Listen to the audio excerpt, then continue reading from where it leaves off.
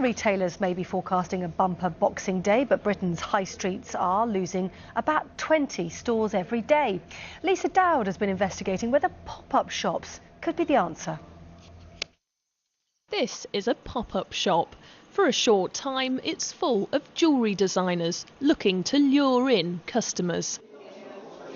For months, the premises stood empty.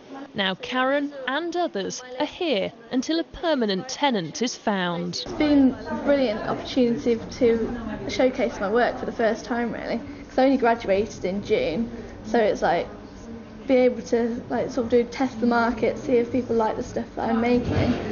So, and also opportunity to sell. I sold a piece yesterday.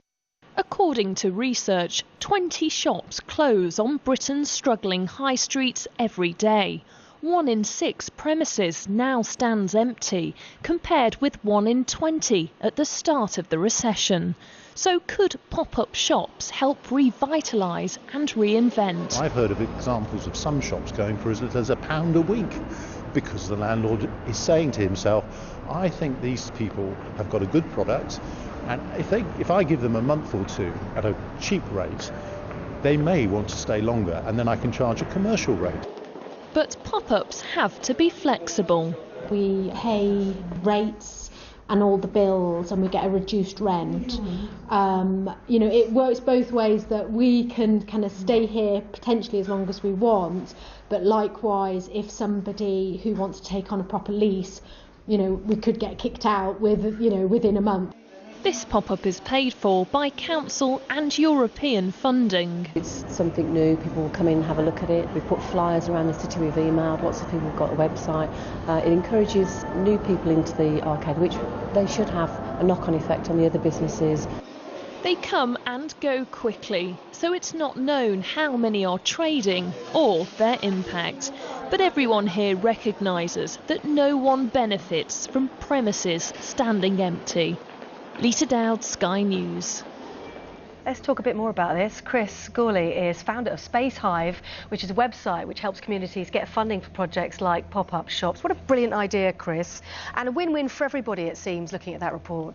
Well, that's right. I think today, is actually a very good day for the high street with the Boxing Day sales. But everyone knows that generally high streets are in decline. They're struggling to compete with the convenience of Amazon.com and the likes.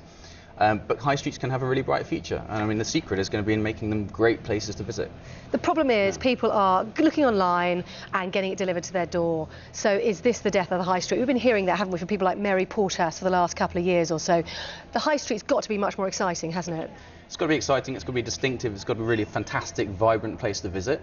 And so, what we're launching today is an attempt to kind of help solve that problem with a national campaign to crowdfund physical improvements to high streets. So that's everything from your pop-up shops to new street markets, perhaps a pocket park where you can relax, town centre Wi-Fi network so you can log on for free. Town centre Wi-Fi, it just seems obvious, doesn't it? Why isn't that already there? All this needs to happen, doesn't it, and fast? It is happening already. So we've had our first project success. Last week, Mansfield became the first town to crowdfund a 37k Wi-Fi network on Spacehive. Nice one.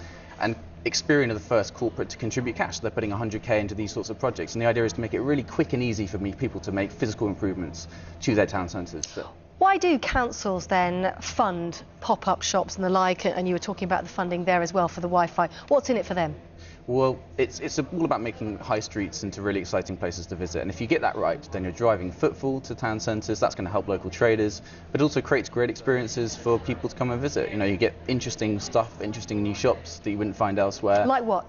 Well, there's pop-up shops. It could be anything from a town centre cinema to a new street market to some live gig. There are lots of different innovations that can be funded by taking our empty retail spaces and allowing people to very cheaply and easily come and start new businesses there that offer exciting new things that you can't find elsewhere. We have a great retail system in Britain, but I suppose the one criticism that chimes every now and again is that every high street's identical. You can get the same row of shops pretty much in any high street in the UK, and you could almost find yourself in, say, Stratford-on-Avon, but you could be somewhere in Liverpool. It's all a bit nameless.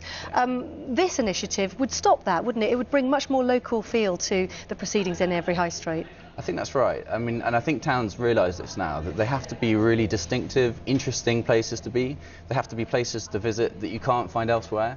And so the idea with crowdfunding is to tap all the money and ideas and creativity that actually does exist out there, to unlock some of that innovation, make them into really characterful, fun places with great retail and really exciting experiences. And you know, we're already starting to see that happen. And Britain's a great nation of shoppers. It would be a shame if we all just sat on our computer terminals at home doing that and didn't share that experience. I mean, are you hopeful? Are you optimistic that you can get Britain's shoppers out shopping for something a little bit different that isn't, you know, a corporate-edged item? I think so. I think you can see from today that people actually do like going to high streets when it's a fun experience. It's fun today because there's just a mass of people chasing sales, but you can also create really social fun experiences in high streets all the way around, and it's about the great events, street markets, pop-up shops, a whole swathe of physical improvements that we can crowdfund online and elsewhere to make places better. It makes perfect sense, doesn't it? I mean, how many times have you seen mums and dads dragging bored kids around shopping centres? If there's things for the kids to do, if there's things for mum to buy she can't get online, if there's stuff the same for dad, if there's stuff there for the whole family. I mean, we've seen, haven't we, these markets pop up and bungee jumping things and fairground rides and so on. I mean, this is the kind of direction you're going in, isn't it?